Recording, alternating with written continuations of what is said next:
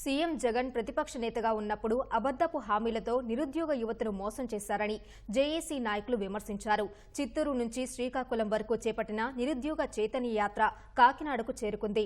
జగన్ 5 ఏళ్లుగా నిరుద్యోగులను దగా చేశారని మండిపడ్డారు.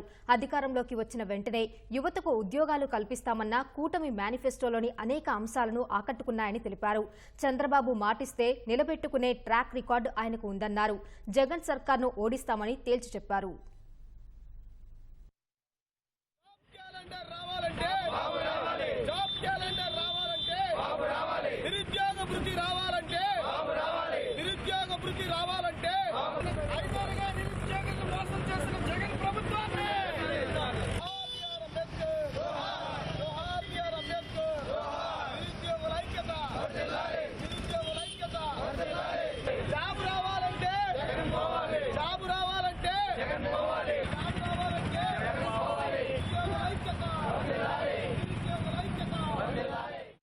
ఈ రాష్ట్రంలో నిరుద్యోగ యువత ఆర్థికంగా ఇబ్బంది పడుతున్నారు. కోచింగ్ సెంటర్లో వేలకు వేలు ఖర్చు పెడుతున్నారని చెప్పేసి అన్నటువంటి ముఖ్యమంత్రి అధికారంలోకి వచ్చిన తర్వాత ఒక్క సంవత్సరం కూడా జాబ్ క్యాలెండర్ విడుదల చేసినటువంటి పాపన పోలేదు.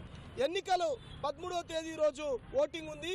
ఈ రాష్ట్రంలో వంచనకు గురైనటువంటి 40 లక్షల మంది యువత, విద్యార్థులు, నిరుద్యోగ కుటుంబాలు జగన్మోహన్ రెడ్డిని ఓడించడానికి అందరూ సిద్ధంగా ఉన్నారు. ఈ ముఖ్యమంత్రి 5 సంవత్సరాల కాలంలో శాంతి భద్రతలను కాపాడవలసిన పోలీసు ఉద్యోగాలు ఏమంటే శాంతి భద్రతలు విఘాతం కలిగించే మందు కొట్టుల్లో ఉద్యోగాలు ఇస్తానంటాడు. అదేవిధంగా డిఎస్సి ఏమంటే బస్తాల మొయ్యమన్న వాలంటరీ ఉద్యోగాలు ఇస్తానంటాడు. గ్రూప్ 1, గ్రూప్ 2 ఉద్యోగాలు ఏమంటే ఫిష్ మార్కెట్లు ఏర్పాటు చేసి ఫిష్ అందులో ఉద్యోగాలు ఇస్తానంటాడు. ఇలాంటి ఉద్యోగాలు మాకు అవసరం లేదు. ప్రతి నియోజకవర్గంలో స్కిల్ సెంటర్ డెవలప్మెంట్ ని ఏర్పాటు చేస్తాం, పోలీసు ఉద్యోగాలను ఏర్పాటు చేస్తామని కూటమి తరపున స్పష్టమైన హామీ వచ్చింది.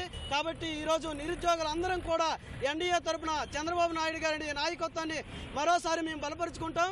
2.6 లక్షల కోట్లను బటన్ నొక్కి భర్తీ చేసిన ఈ జగన్మోహన్ రెడ్డి అందులో ఒక్క రూపాయి కూడా ఈ నిరుద్యోగులకు ఉపయోగపడలేదు.